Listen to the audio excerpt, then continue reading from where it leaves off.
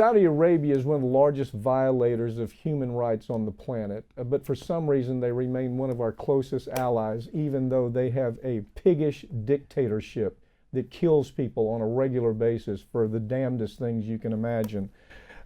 They are, honestly, they are truly pigs at the trough. To me, that's how I describe them on a global picture. They are pigs at the trough, and we won't do anything about it. This story,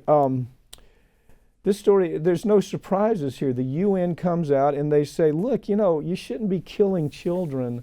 You can't, we shouldn't have the death penalty for 14-year-olds.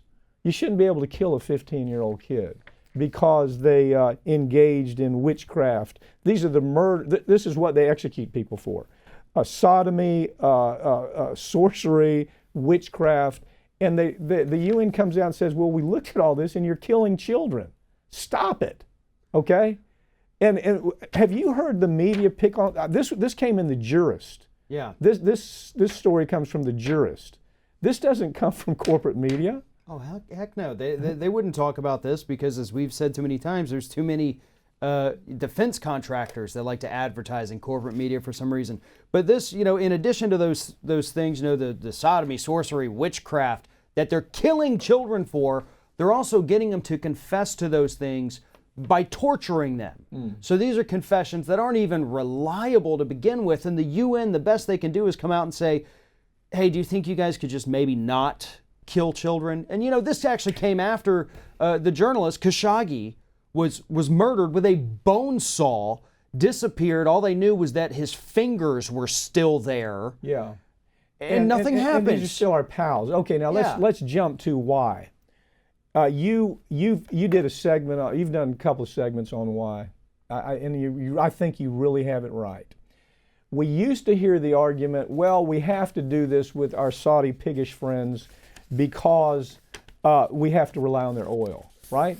Well, now that's not really the case. Now we're producing more oil, even though we're decimating the environment in the United States. We become an oil exporter. Did you know that? Yeah. We're actually exporting oil.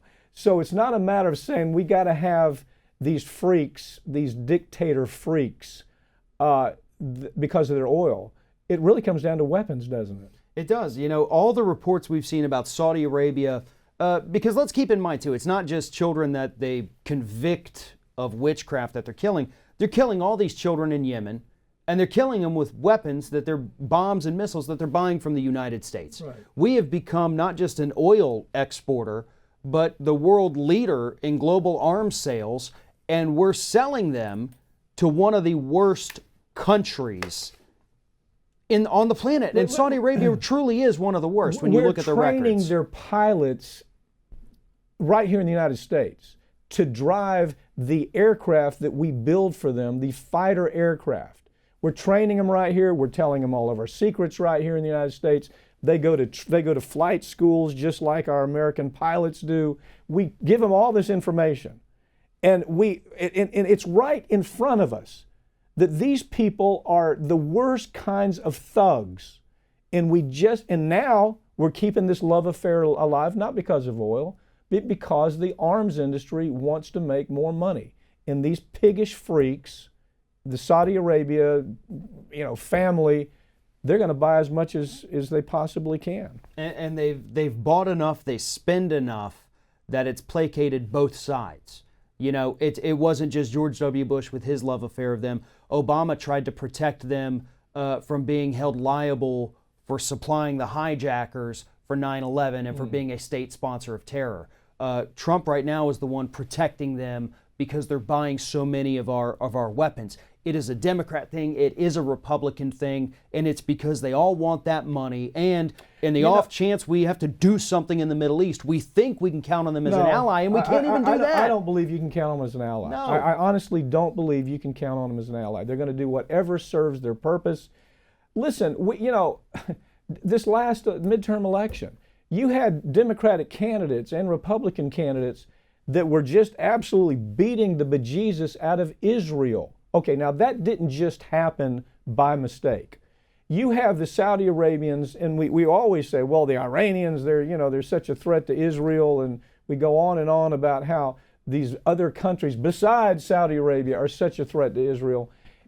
But they've done a wonderful job. You know, the Saudi Arabia's done an incredible job with buying the best PR people they can. I know some of them. I mean, I literally know some of the biggest PR organizations in this country that are working with Saudi Arabia to try to clear up their trashy mess that it's every month. There's something else that Saudi Arabia's done. And they've been very successful to the point that we're actually seeing it play itself out in politics. In Israel fell under great pressure politically this last cycle. I don't know if you did any stories on it. I followed it very closely. And you know, it's because Saudi Arabia has more money than 10 third world nations, and they can buy good PR, and that's what's happening in the United States right now. Absolutely, and as long as they have that money, as long as they're going to spend that money over here in the United States, we're going to let them do whatever it is they want to do, even when it is murdering children in their own country or murdering children in Yemen or journalists, or journalists or anyone else they can get their hands on. Yeah. And we're going to say nothing because we like the money. Where is it that we started whitewashing Saudi Arabia? Where did that begin? Where did it start? I know it began with oil. Right. But anybody with any ability of critical thinking can just read just the surface of what goes on in Saudi Arabia. And you would say, well, my God, these are our best pals? And really, these are our best pals that we have? No, Israel is our best pal. And that's just the truth of the matter. Israel's our best pal. And now we have these inroads coming in because Israel's treating the Palestinians wrong. And I mean, this is critical mass issue, I think, right now. Well, I think where it started was they wanted to avoid another oil embargo like in the 70s. You know, that was an absolute catastrophe. So they said, okay, well, let's make nice. And Reagan came in and said, well, let's maybe give weapons to some of these folks too, to keep them placated, to keep that oil flowing. We created this monster over there in the Middle East. We created this. And now the monster's the one calling the shots. Yeah, there's no question that they are calling the shots. And it's not really, they're calling the shots because we want our weapons industry to make as much money as they can make.